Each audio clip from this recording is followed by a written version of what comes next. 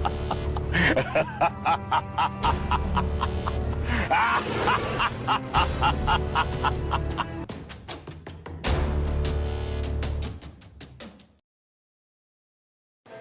Sobat Rebahan, bagaimana kabar kalian? Semoga sehat-sehat saja di sana.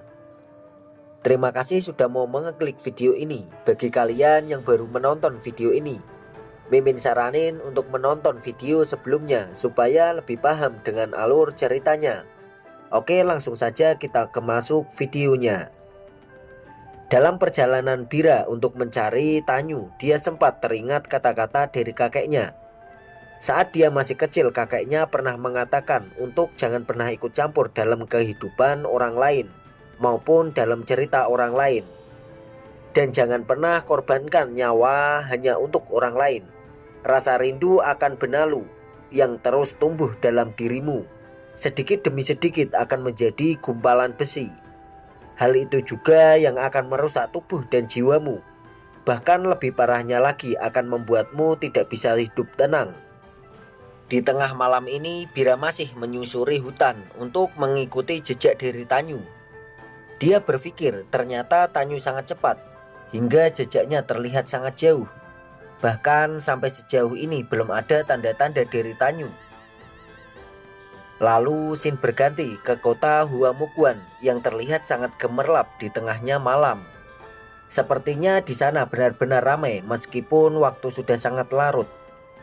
Kembali ketiga tetua Sekte Api Timur yang sedang duduk santai dan menikmati kenyamanan di kota Huamuguan. Mereka menilai bahwa pemandangan di sini sangatlah indah. Yang tidak kalah lagi, amer yang mereka minum juga terasa enak. Sampai mereka bertanya-tanya, sebenarnya Banju mendapatkan amer seenak ini dari mana? Bukankah yang membuat amer itu enak adalah tempat di mana kita meminumnya, Kak? Huhuhu, kau benar sekali. Karena kita sedang berada di tempat yang sebagus dan sebaik ini. Hingga amer pun jadi terasa sangat enak. Aku selalu merasa begitu sih tiap kali datang kemari. Mereka yang senang karena bisa mendengarkan suara tawa sepuasnya tanpa dibayang-bayangi rasa takut di sini. Sepertinya semua orang juga sangat menikmati rasa kebahagiaan. Memang benar, untuk akhir-akhir ini sulit sekali mendengar suara orang-orang tertawa.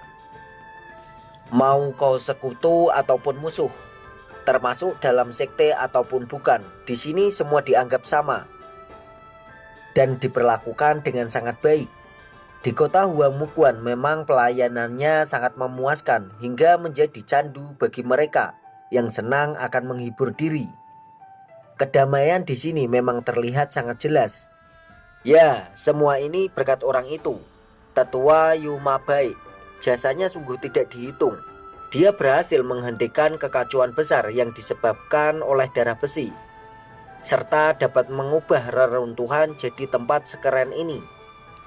Bahkan jika dibandingkan, orang sebenua ini tidak akan mampu menyaingi kejeniusannya. Omong-omong, salah satu dari tetua Sekte Api Timur menanyakan kepada saudarinya, kenapa anak-anak itu bisa lepas begitu saja? Dia menilai tidak seperti dirinya yang biasanya. Saudarinya menjawab, nampaknya kini dirinya sudah semakin tua. Jadi performa yang dimiliki tidak sebaik dulu.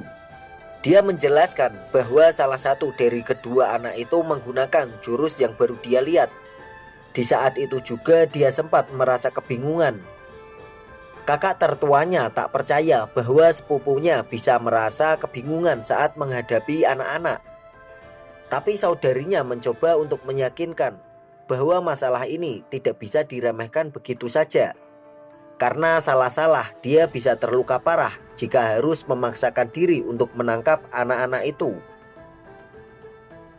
Syukurlah kau tidak terluka, kakak kedua. Betul, sehat itu memang penting. Aku sudah tanya yang tidak-tidak. Maaf ya. Hahaha, sudahlah. Tak usah terlalu difikirkan. Kakak pertama juga aneh-aneh saja. Dengan begitu obrolan mereka berjalan sangat tenang sambil menikmati amer di malam itu. Lalu scene berganti ke Tanyu yang sedang berjalan menyusuri desa mati. Dalam perjalanannya, dia masih kepikiran tentang sahabatnya. Apakah benar Sohyul yang selama ini dia cari telah mati? Jika itu sebuah kenyataan, maka setidaknya dia tahu cerita tentang kematian dan makam dari sahabatnya itu. Dia merasa, kenapa desa ini sangat sepi? Bahkan tak ada orang yang berlalu lalang. Ini terlihat sangat menyeramkan. Tapi dari arah samping, Tanyu sudah diintai oleh anak misterius itu. Ya, dia telah menunggu kedatangan Tanyu dan ingin sekali segera menjadikannya sebagai tumbal jurusnya. Di sana Tanyu merasakan keberadaan seseorang, hingga dengan spontan dia menoleh ke arah anak itu. Namun dengan tiba-tiba anak itu sudah berada di belakang Tanyu sambil tersenyum jahat dan dibarengi dengan sebuah serangan menggunakan senjata kapaknya. Untung saja Tanyu masih mampu menghindar dari serangan dadakan itu. Anak itu sempat kesal karena bisa-bisanya serangan secepat itu masih mampu dihindari. Bagaimanapun pria di depannya terlihat hebat juga. Di sana Tanyu bertanya kepada anak itu apakah dia seorang pembunuh bayaran. Tapi respon yang diberikan anak itu hanya menyuruh Tanyu untuk diam saja. Dia tidak terima jika dirinya disamakan dengan pembunuh bayaran. Dari penampilanmu, kayaknya kau cuma prajurit biasa. Sebuah kehormatan bagimu kalau kau mati di tanganku, ucapnya yang sangat percaya diri sekali. Dapat mengalahkan Tanyu dengan mudah. Di sana Tanyu hanya menangkis dan menghindari serangan dari anak itu. Tapi setelah mendengar provokasi dari anak di depannya, Tanyu hanya menatap tajam ke arahnya. Lalu dia menghunuskan tombaknya dengan cepat. Sampai-sampai anak itu sangat panik dengan serangan Tanyu, karena dia sadar serangan ini tidak akan bisa dia hindari. Namun Tanyu masih berbaik hati. Dia melesetkan serangannya tepat ke samping kepala anak itu dan hanya menggetok kepala anak itu dengan punggung tombaknya hingga membuat dia sedikit kesakitan dan terhuyung. Dengan begitu dia tersungkur ke tanah dan Tanyu hanya melihat anak di depannya dengan muka polosnya. Setelahnya dia berkata, "Hentikan niatmu kalau mau merampok. Kau akan kumaafkan, carilah cara lain untuk bertahan hidup." Lalu dia memutuskan untuk segera pergi dari sana, karena dirasa saat ini sedang sibuk dengan urusannya sendiri. Tapi anak itu masih belum kapok dengan perbuatannya. Dia lagi-lagi memprovokasi Tanyu, bahwa kemampuannya lumayan juga. Untuk prajurit sampah sepertinya memang sangat cocok untuk dijadikan tumbal jurusnya, dan ingin menjadikan kemampuan Tanyu untuk memperkuat tekniknya. Kali ini anak itu mulai serius dengan tindakannya. Asap biru mulai muncul dari tubuhnya. Tanyu hanya heran dengan tingkah anak kecil di depannya yang terlihat tidak ada kapoknya. Dia juga bersiap-siap karena merasakan firasat tidak nyaman dengan asap biru yang muncul dari tubuh anak itu. Anak itu tersenyum jahat dan ingin segera menghabisi Tanyu dengan jurusnya. Dia menyiapkan jurusnya, serta dari asap biru itu muncul tangan-tangan yang memegang pedang. Sepertinya ini yang dimaksud oleh salah satu tetua sekte api timur. Anak ini mempunyai sebuah teknik yang aneh, yang terlihat berbahaya. Semakin lama asap biru itu semakin membesar, dan tangan-tangan yang bermunculan juga semakin banyak. Tanyu benar-benar kaget dengan teknik anak di depannya, karena pertama kali baginya melihat teknik yang seperti ini. Berbagai pertanyaan muncul di benaknya. Sebenarnya apa yang dilakukan anak kecil itu yang tiba-tiba menyerang dan mengeluarkan teknik misterius? Asap biru berputar-putar dan melesat ke arah Tanyu. Di sana Tanyu sedikit kewalahan karena harus menangkis banyak pedang sekaligus. Tidak berhenti di sana saja, bahkan pedang-pedang itu banyak yang lolos dari jangkauan Tanyu, sampai-sampai dia hampir terkena serangan. Pedang-pedang yang lolos dari jangkauannya membuatnya semakin terdesak, sampai baju yang dia pakai harus rusak karena terkena pedang-pedang itu. Di sisi lain, anak itu semakin kegirangan karena melihat lawannya terdesak dengan kekuatannya. Dia menanyakan ke Tanyu, kemana sikap kerennya yang tadi memberikan arahan kepadanya. Dilanjutkan dengan terus memberikan serangan brutal ke arah Tanyu. Tanyu semakin terdesak karena asap-asap di depannya mempunyai sifat yang sangat fleksibel, hingga mampu menyerang bukan hanya dari arah depan saja. Maka dari itu, Tanyu harus benar-benar menjaga titik butanya supaya tidak terluka parah dengan serangan ini. Beberapa pedang mengarah langsung kepadanya secara bersamaan. Dirasa serangan ini tidak mungkin jika bisa menangkis semuanya. Jadi dia harus berusaha keras.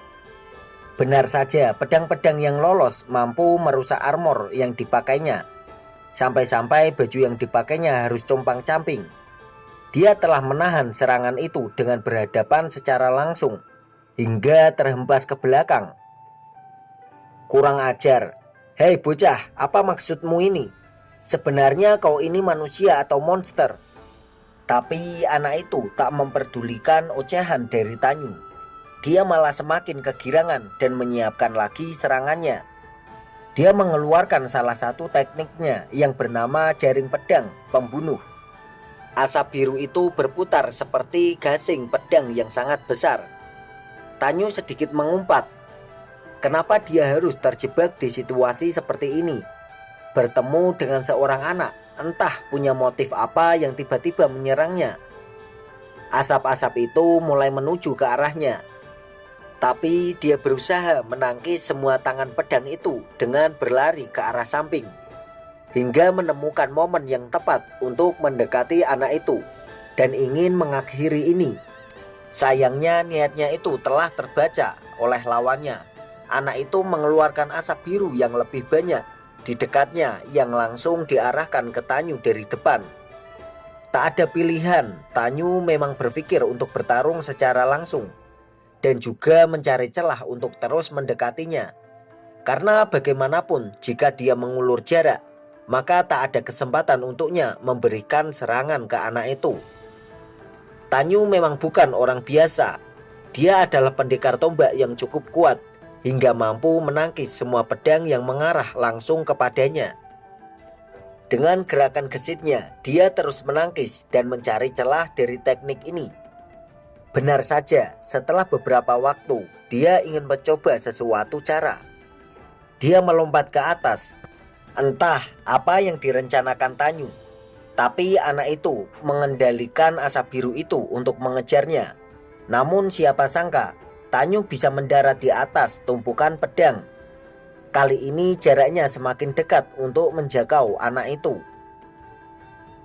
Dia berdiri tepat di atasnya. Aksi Tanyu telah membuat anak itu menjadi panik. Karena bagaimana mungkin seseorang bisa mendekatinya dengan cara seperti ini?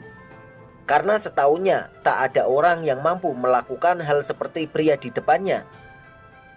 Tak basa-basi lagi, Tanyu langsung melompat ke arah anak itu. Meskipun banyak tangan pedang yang mengikutinya dari arah belakang, tapi dia ingin beradu siapa yang paling cepat untuk membunuh.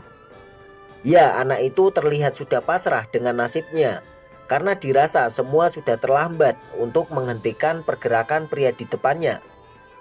Tanyu berniat akan segera menghentikan pertarungan ini dengan tatapan tajam. Dia telah menghunuskan tombaknya. Tapi anak itu bersujud memohon ampun dan berkata tak ingin mati. Dengan sigap saudarinya berlari dan melindungi dia, memasang badan untuknya. Terlebih lagi, dia meneteskan air mata, hingga Tanyu yang melihatnya tersentak dengan pengorbanan itu. Lagi seru-serunya, scene berganti yang menyorot ketua sekte Langit Utara.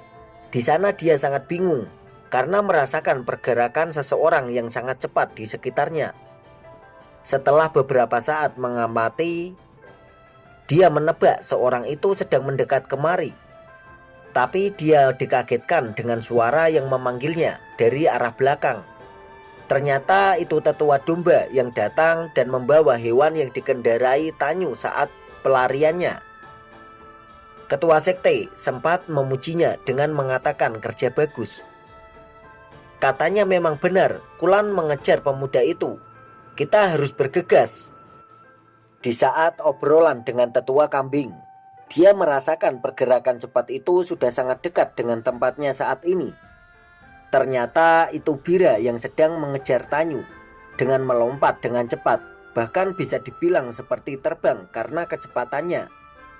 Di sana ketua sekte Langit Utara bingung, kenapa yang mendekat dengan kecepatan tinggi. Itu disebabkan oleh anak sekecil ini. Terlihat hewan yang ditunggangi Tanyu mengatakan kepada tetua kambing dengan bahasa hewan. Lalu tetua itu menerjemahkan dan berkata kepada ketua sekte bahwa hewan ini juga melihat anak itu yang membawa si pemuda. Setelah mendengar penjelasan itu, ketua sekte memutuskan untuk mengejar Bira dan berpesan kepada tetua. Dia bisa menyusul pelan-pelan saja. Dalam hatinya ketua sekte bertanya-tanya sebenarnya apa yang terjadi. Kenapa keadaan saat ini sangat membingungkan, terutama anak kecil itu. Kenapa dia bisa begitu cepat? Bahkan baru pertama kalinya ketua sekte melihat kemampuan terbang secepat itu. Bocah itu, sebenarnya siapa dia? Dan pertanyaan ini adalah penutup di video kali ini. Jadi sampai jumpa di video yang akan datang.